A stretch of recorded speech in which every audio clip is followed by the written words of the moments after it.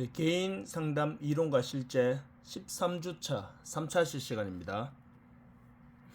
오늘 시간에는 우리 지난 시간에 이어서 행동치료, 우리가 지난 시간에는 우리 수업 영상을 같이 보기도 하였고, 그리고 이 행동치료 끝부분을 조금 다루면서, 그리고 게슈탈트 치료 앞에 초반 부분을 우리가 살펴보았습니다. 그래서 우리 지난 이 온라인 수업이 아닌 이 오프라인 수업 시간에 우리가 했던 그 부분 내용들을 다시 한번 정리하는 그런 시간을 가지도록 하겠습니다. 그래서 우리 지난번에 제가 또 이제 수업 우리 3차시 온라인 수업 좀 후반부에 가서 제가 다시 한번 더 언급해 드리겠지만, 사실 우리가 지난 수업 시간에 우리가 다문화 어찌 보면은 가정도 있었고, 그리고 이 외국인 근로자들, 그들의 자녀들, 이렇게 해서 대한학교에 다니고 있는 아시아 공동체 학교, 이 대한학교에 다니고 있는 이 학생들이, 그들이 성장기, 청소년 성장기 때 겪었던 그러한 상황과, 그리고 10년 후 이제 그들이 성인이 되었을 때 이제 그들이 사회에서 어떤 역할을 하고 있는지, 우리가 물론 영상을 이제 끝까지 다 보지는 않았지만 이 영상 마지막 부분에 저희가 수업 시간이 다 되어서 이제 영상을 스탑을 하였는데, 그때 보면은 왜 우리가 마지막 파키스탄의 이 노만, 이 대한학교 다닐 때 몸에 냄새가 난다고 이렇게 하면서 이 노만, 자기 여동생 2명이 있었잖아요. 근데 파키스탄으로 이제 결국 돌아가게 되는데, 물론 이제 그 어머니가, 부모님이 이제 비자 연장이 안 되면서 강제 추방을 당합니다. 그래서 그 당시 이 학령기 나이였던 이 노만과 노만의 동생들은 대한민국 정부에서 고등학교까지는 학업을 유지할 수 있도록 어찌 보면 임시 연장을 해줍니다. 그리고 그 이후에는 이제 어찌 보면은 이제 선택권을 줘야 되는데, 강제 이제 또 부모님에 의한 강제 출국을 당하게 되죠. 그래서 그들이 지금 파키스탄에 돌아가서는 이 노점을 운영하면서, 이 파키스탄 사람임에도 불구하고 파키스탄, 한국에 어릴 때 워낙 오래 있다 보니까 파키스탄 말을 생각보다 잘 못해요. 그러다 보니까 생김새는 또 완전 파키스탄 사람이고, 물론 국적도 이제 파키스탄 사람이지만 언어가 또 그만큼 안 되고, 그러다 보니까 그 3남매가 결국에는 영상 우리 뒷부분에 보지는 못했지만, 이 3남매가 거기서 인터뷰하는 과정과 자기들끼리 이제 이야기하는 내용과 이런 것들이 다 한국말로 하게 되거든요.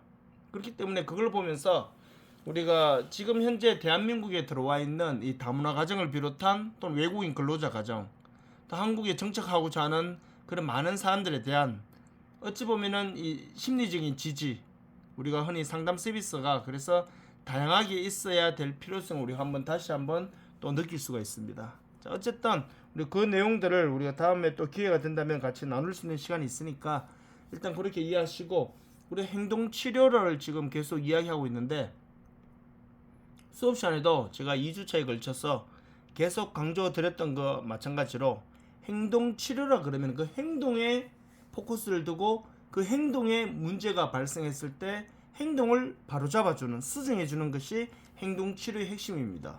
그 말인즉슨 이 문제 행동이, 즉 그 사람에게서 발생하는 어떤 문제가 행동으로 나타나지 않을 때는 그 사람은 자신의 이성적인 판단과 이성적인 제어에 의해서 건강하게 잘 살아가고 있다라고 그렇게 판단하고 있습니다. 그렇기 때문에 우리가 어찌 보면은 이 프로이트의 정신분석 이론과는 조금 이 방법을 좀 달리하고 있는 그런 이제 우리의 내용들도 같이 볼 수 있습니다. 물론 이제 인본주의 치료, 인간 중심 행동 치료를 배웠죠. 인간 중심 행동 치료하고도 또 조금 노선은 달리하고 있지만, 하지만 이 학문이라는 것 자체가 완전 서로 별개의 내용이 아니기 때문에 어찌 보면 추구하는 패러다임이 조금 다른 성향을 보인다고 해서 반대의 이념으로 생각하신다거나, 아니면은 어찌 보면 또 이제 전혀 다르게 그렇게 우리가 개입을 하거나 생각을 하면은 안 된다라고, 그렇게 되면은 흑백 논리에 빠지게 되는 그런 이제 오류도 범할 수가 있게 됩니다. 그래서 그런 맥락으로 우리 선생님들이 봐주시면서 이 행동 치료는 다시 한번 더 강조드리면은 그 사람에게 고착된 현상이 내면에서 올라올 때 이미 무의식 속에 잠재되어 있는 고착된 현상을 그로 하여금 상기시켜서 알게 해서 끄집어내서 추려줘야 한다는 것은 이 프로이트의 정신분석 이론이고, 이 행동치료는 그 행동이 문제를 이제 드러나게 될 때 그것이 고착 현상이든 아니면 지금 현재 상황에서 일어나는 상황이든 아니면 자신이 치료받았다 하더라도 치료받은 것이 또 이제 나중에 다시 재발하는 경우, 뭐 이런 경우도 당연히 행동으로 문제가 나타나니까 행동치료의 이제 대상자가 될 수 있다, 이렇게 보시면 됩니다. 그래서 우리 선생님들 그런 맥락으로 보면은 지금 우리가 프린트 문제 화면에 지난 시간에 우리가 토큰 경제 이런 내용도 많이 우리가 보았는데, 이 상담 기법입니다. 상담 기법의 또 하나로 우리가 뭐 계속 지금까지 보았던 것들이 수용이 있었고, 그리고 모델링, 그리고 체계적 둔감화, 뭐 이런 것들을 계속 말씀을 드렸지만, 지난 시간에 우리 토큰 경제부터 보았기 때문에 이 토큰 경제에 대해서 한 번 더 말씀을 드리면은, 사실 이 토큰 경제는 우리 선생님들이 칭찬 스티커 이렇게 생각하시면은 더 쉽게 이해하실 수 있을 것 같습니다. 그래서 자, 토큰 경제는 개념을 한번 볼까요? 토큰이나 환권, 어찌 보면은 칭찬 스티커에서 그 스티커라 생각하시면 됩니다. 이것을 제공한 다음에 원하는 물건 또는 권리와 교환할 수 있게 하는 조작적 조건화를 이용한 행동 수정 기법. 이게 바로 뭐냐면은 무언가를 잘했을 때 토큰이나 아니면은 환권이라는 건 바로 뭐냐면은 말씀드렸듯이 우리가 칭찬 스티커를 주게 되면은 뭐 포도 송이가 막 10개 포도송이를 붙일 수 있는 포도알이 10개가 다 붙게 된다면 선물을 준다. 근데 포도알을 언제 주냐면은 뭐 인사를 잘했을 때, 어린아이들 같은 경우 인사를 잘했을 때, 신발 정리를 잘했을 때, 친구에게 양보했을 때, 그리고 뭐 차례 질서를 잘 지켰을 때, 그런 식으로 무언가를 이거를 줌으로 인해서 뭔가를 행동이 수정되는 그런 이제 상황을 우리가 할 때 토큰 경제라고 하는데, 결국에는 이것은 꼭 무슨 물건뿐만 아니라 뭐 그런 것도 있겠죠. 우리가 좀 이제 더 우리가 이제 어린아이가 아닌 어느 정도 성장한 사람에게는 우리가 이런 경우도 있잖아요. 예를 들어서 너가 이번 주일에 평일에 휴대폰을 거의 안 보면은 주말에 휴대폰 볼 시간을 많이 주겠다, 이렇게 하면 어떻게 합니까? 아이들이 주말에 휴대폰을 많이 하기 위해서 평일에는 어차피 학원도 가야 되고 또 공부하면 많이 피곤한데 그 짤막짤막하게 하는 것보다는 그냥 토요일에 몰아서 한번 해야 되겠다 하면서 휴대폰을 안 볼 수 있겠죠.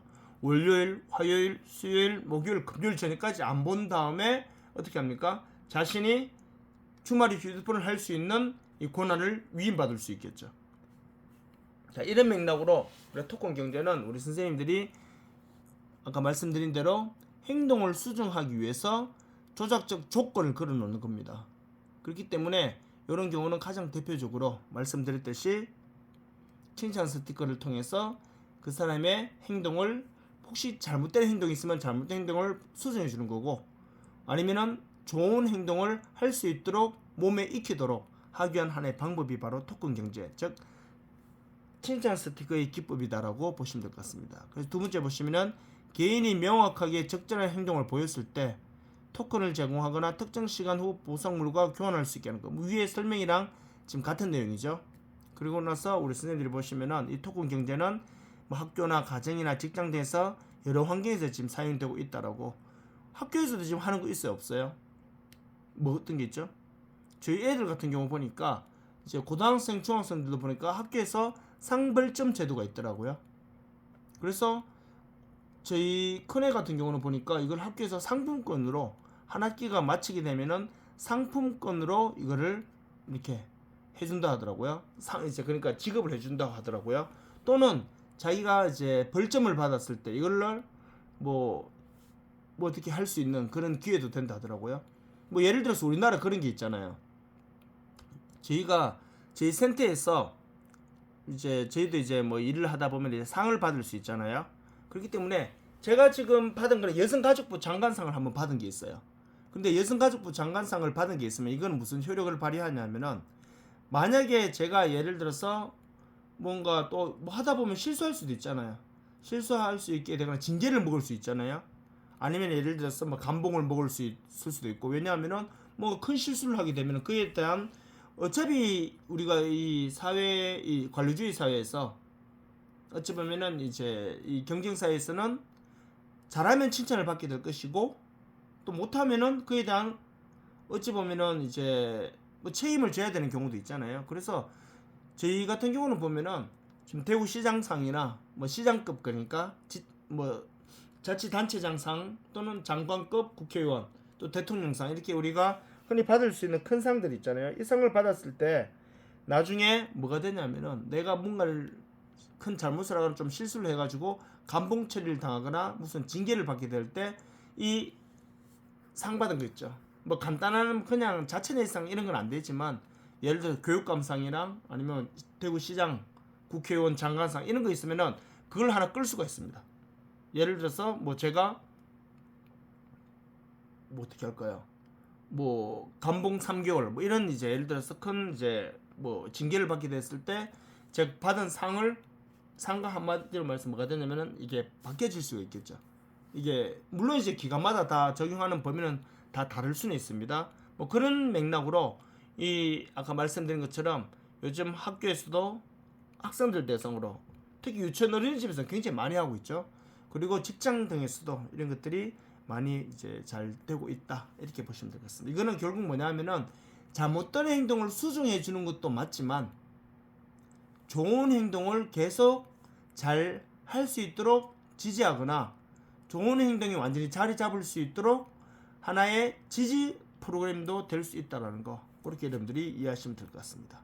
자, 노출치료 홍수법은 지난 시간에 계속했던 것처럼 노출치료는 말 그대로 이 내담자, 이 욕구가 결핍되었거나 뭔가 문제가 발생된 그 사람이 실제 그러한 상황에 노출시킴으로써 자신이 거기에 대해서 적응하고 빨리 회복할 수 있는 그런 하나의 방법으로 노출치료와 홍수법이 많이 활용되고 있다는 거, 우리 선생님들이 지난 시간에도 한번 다뤘던 내용들이니까 별로 어렵지 않게 이해하실 수 있을 것 같습니다. 그래서 뭐 두 번째 보시면은 홍수법이라고 우리가 사실 많이 쓰는 내용은 아닌데 노출치료의 대표적인 기법이라고 보시면 됩니다. 그래서 노출치료 앞에서 말씀드렸잖아요. 뭔가를 부정적인 행동이나 또는 어떤 공포나 또는 뭔가 이제 잘못된 그런 이제 사회적 문제에, 쉽게 말하면은 그런 것들을 유발시키는 실제 상황에 그것을 자신을 또는 내담을 노출시킴으로써 스스로 거기서 이제 점차적으로 이겨낼 수 있는 그러한 이제 역량을 기를 수 있도록 고안된 방법이 어찌 보면 가장 대표적인 상황인데, 그래서 말씀드렸듯이 그 방법 중 하나가 이제 홍수법인데, 홍수법은 노출치료의 대표적인 기법으로 내담자가 두려워하는 자극이 존재한다고 상상하거나 실제 자극이 일정 시간 동안 노출시킴으로써 점점 거기에 대해서 이제 회복하게끔 만들어주는 것. 그래서 우리가 흔히 말하는 뭐 공황장애가 있거나 이런 사람들은 여러 사람이 있는, 또 조금 그렇다고 너무 처음부터 막 너무 혼란스럽고 뭐 이렇게 소리 지르고 이런 데 가면은 오히려 역효과가 나겠지만, 점차적으로 우리 체계적 둔감화도 배웠잖아요.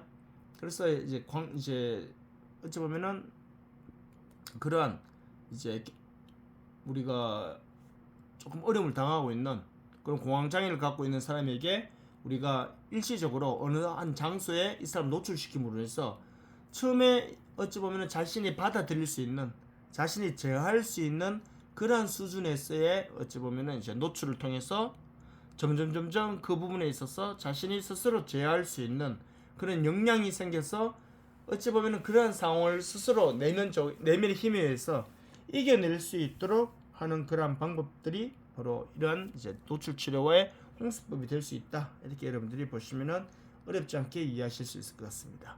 자, 여기까지가 우리가 행동 치료와 관련된 그러한 이제 전체적인 내용이었다고 보시면 될 것 같습니다.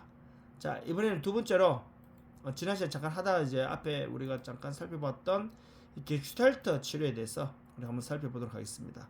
자, 게슈탈트는 제가 지난 수업 시간도 앞에 잠깐 몇 가지 말씀드렸던 것처럼, 자, 첫 번째 한번 보시면은 사람은, 여기서 말하는 사람은 누구나 일방적인 이제 일상적인 이제 사고와 그런 이성적인 판단, 그런 이제 어찌 보면은 자격을 갖춘 자기랑 좀 이상한가요? 그런 조건에 이제 적합한 그런 사람에 한해서 이제 이루어진 내용이라고 보시면 되는데, 자 보시면은 사람은 끊임없이 뭐를 완성해 간다 그랬죠? 게슈탈트를 완성해 가는 유기체이다라고 그랬잖아요. 그렇기 때문에 여기서 게슈탈트는 바로 뭘 의미하냐면은 이 어찌 보면 전체 또는 완전함, 잘 만들어져 있는 거, 우리가 뭔가를 이상량을 삼는다거나 뭔가를 롤 모델을 삼을 때는 그것이 내가 판단했을 때 어찌 보면은 완전체의 모습이 될 수 있거든요. 우리가 이런 거 있잖아요. 예를 들어서 지금 결혼을 앞두고 있는 결혼 정년기 사람들이, 예를 들어서 우리가 TV에 나오는 굉장히 어느 사람이 보더라도 참 행복하게 예쁘게 잘 사는 가정들이 있잖아요. 뭐 드라마의 중궁이 될 수도 있고 아니면 예능에 나오는 어쩌면 연예인들의 삶이 될 수도 있잖아. 우리 대표적인 인고 연예인 부부를 하면은 뭐 최수종 하이라시, 그리고 우리 옛날 가수 시언, 진우 시언 할 때 그 시언 기부 활동 많이 하시는 분 있잖아요. 옛날 래퍼. 그래서 시언이나 뭐 김혜영 씨인가요? 그 부인 되는 분이, 뭐 이런 분들이 사는 모습 보면 우리 TV에서 예능에서 한 번씩 보여줄 때 보면은, 물론 차인표와 신에라 씨도 마찬가지잖아요. 자신이 낳은 자녀들과 그리고 또 입양했는 그런 자녀들과 함께 정말 행복하게 잘 살잖아요.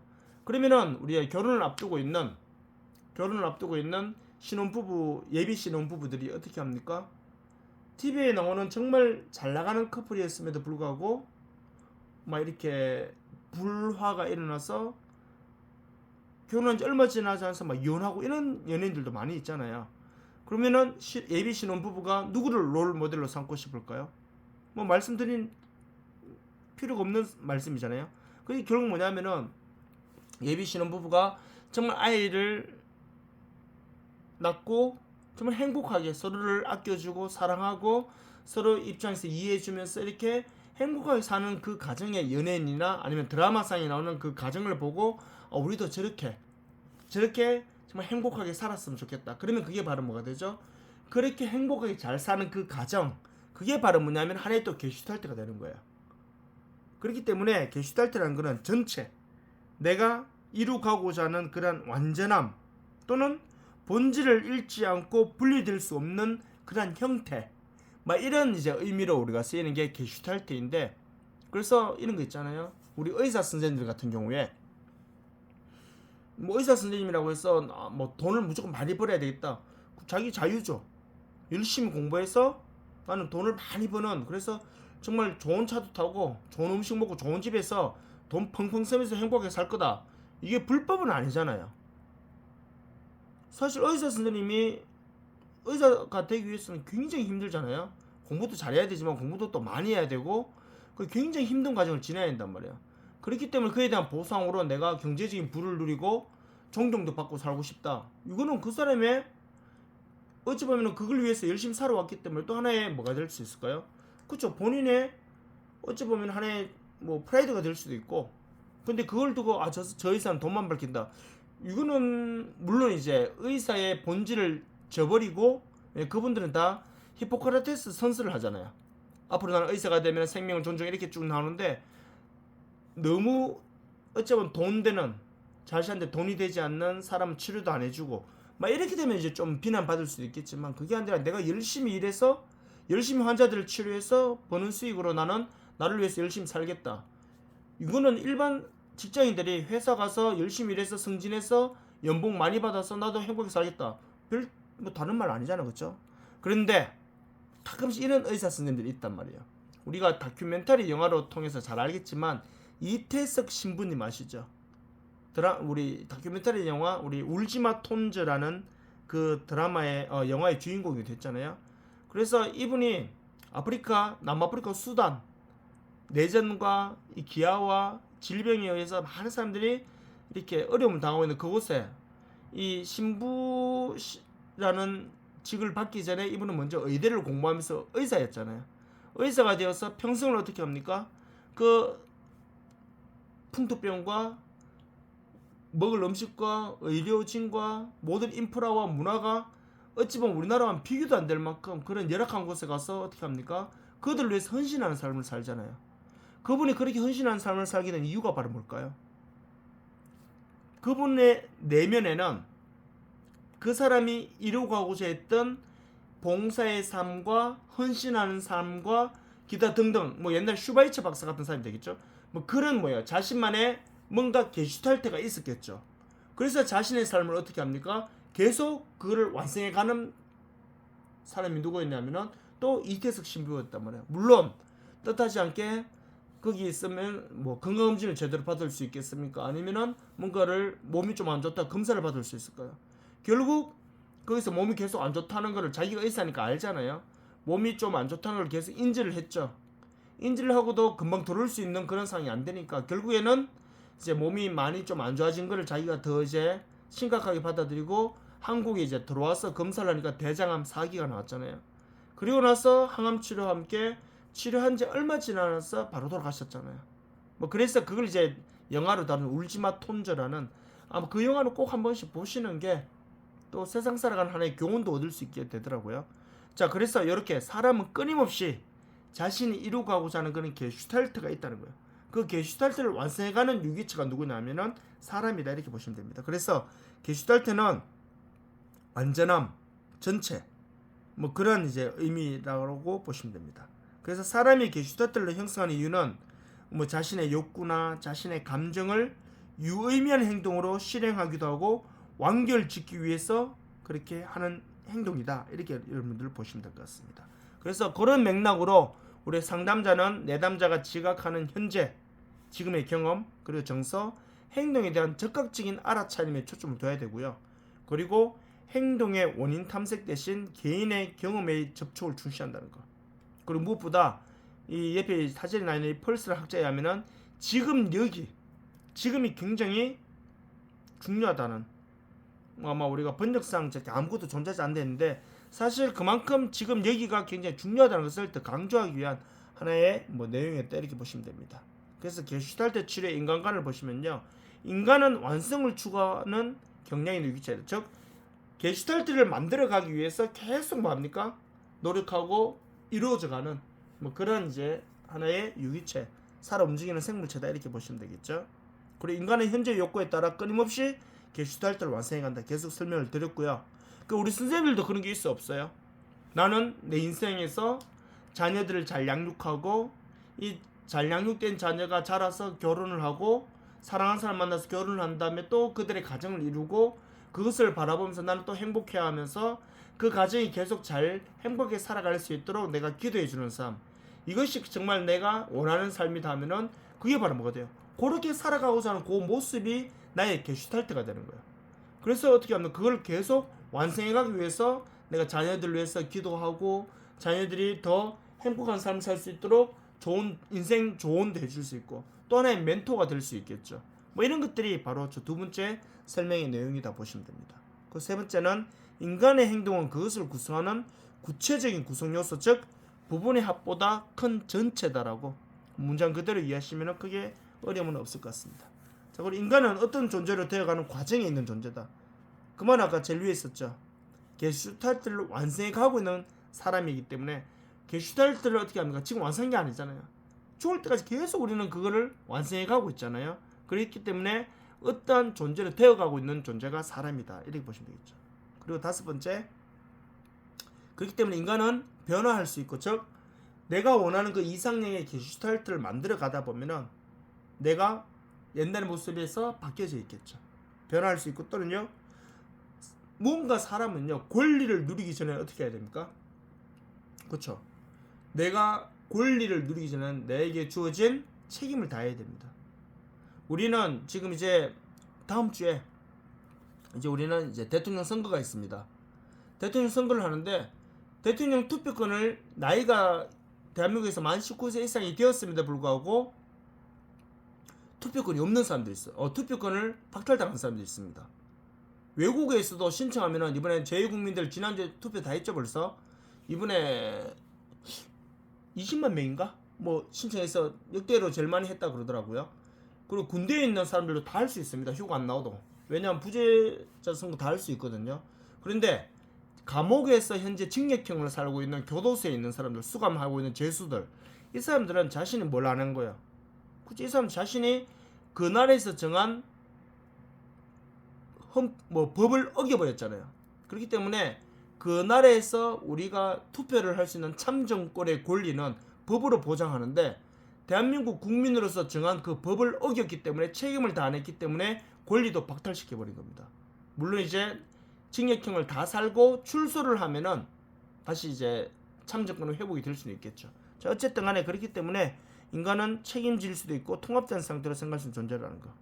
그리고 인간은 감각, 뭐 사고, 정서, 지각을 충분히 이해할 수 있는 뭐 존재이고, 그리고 뭐 인간의 행동은 행동이 일어난 상황과 관련해서 의미 있게 이해될 수 있다는 거. 뭐 그런 의미로 게슈탈트의 7의 인간관에 대해서 한번 살펴보았습니다. 자, 다음 시간에는요, 우리가 게슈탈트의 핵심 개념에 대해서 우리가 목요일날 오프라인 수업 시간에 14주차 수업 시간에 다시 나누도록 하겠습니다. 수고하셨습니다.